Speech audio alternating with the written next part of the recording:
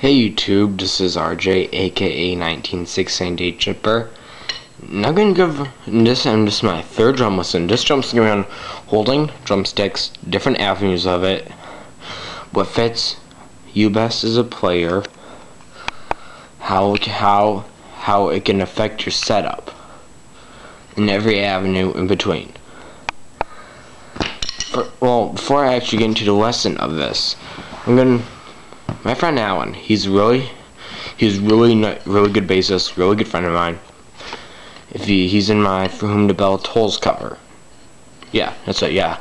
But he was talking to one of his drummer friends. Now I don't know this drummer, so I don't know how he plays or anything, or what grip he plays in.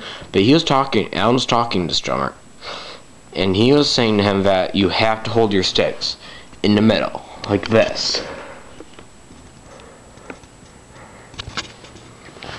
Now that may work for him.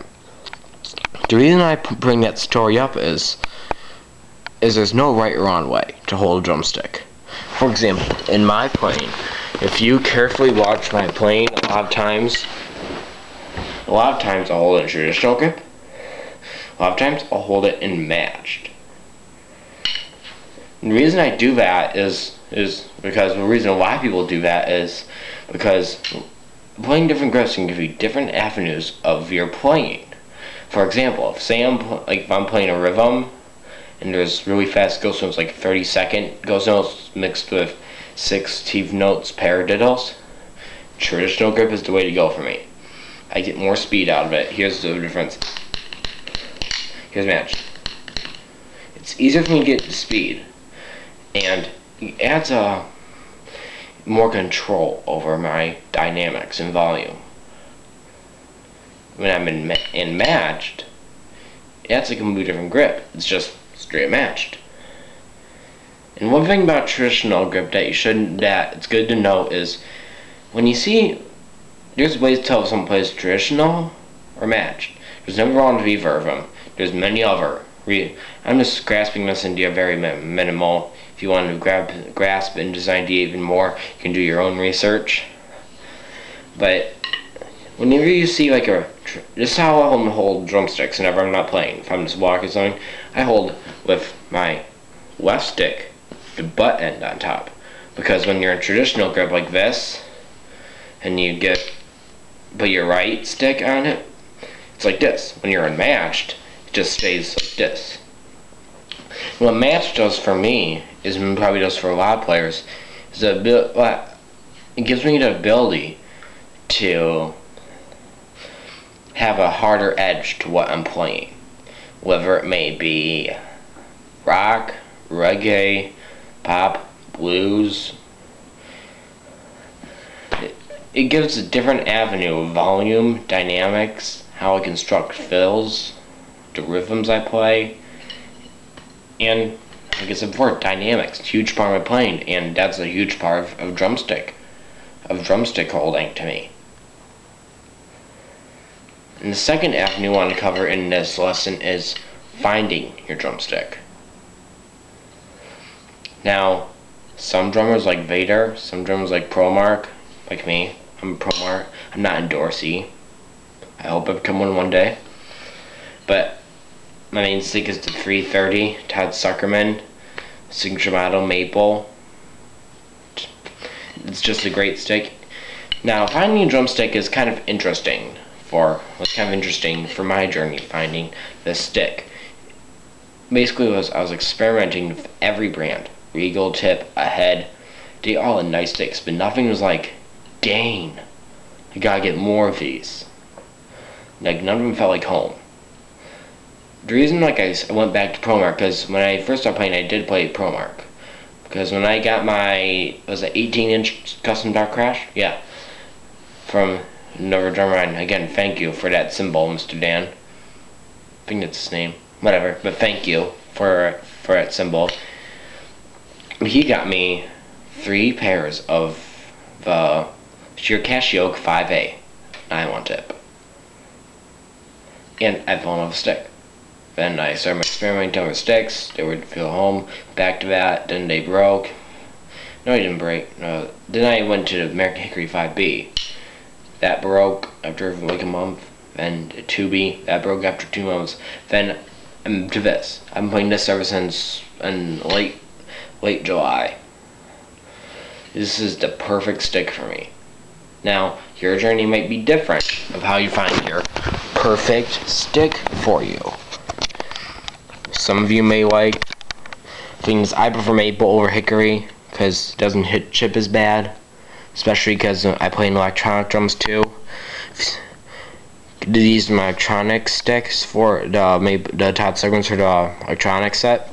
If you look at my Todd Suckermans for the acoustic set, there's barely any chipping on it.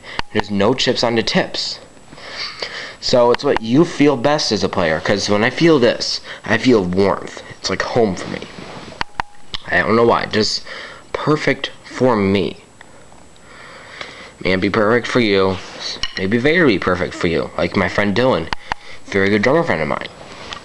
Best friend since like 6th grade, like 3 years now. He prefers Vader. I respect that.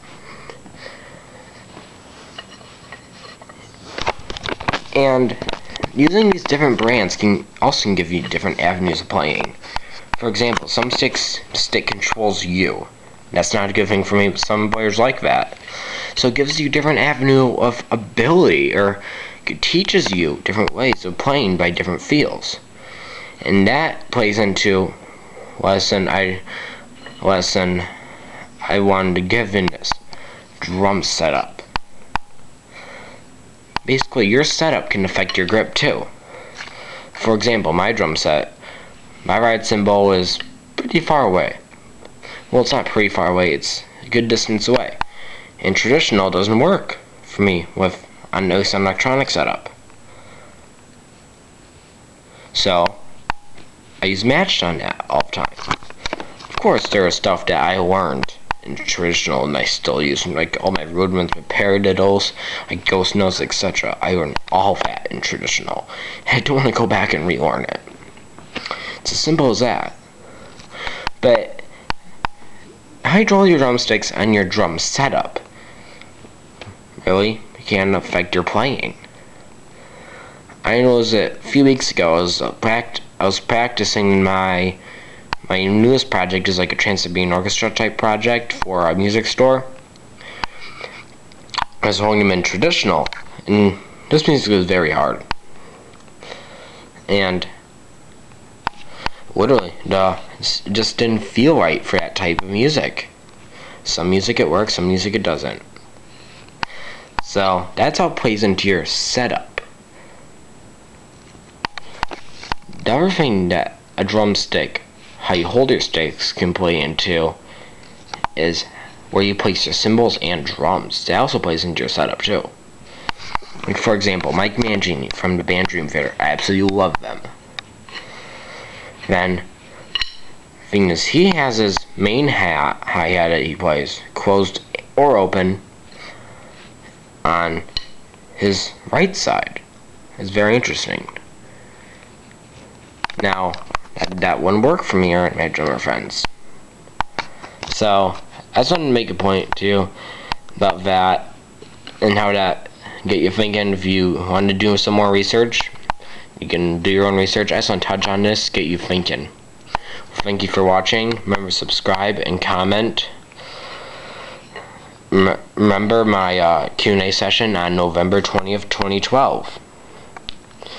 I'll be answering your questions. I'll have the link to that video in the description box down there. So, thanks for watching.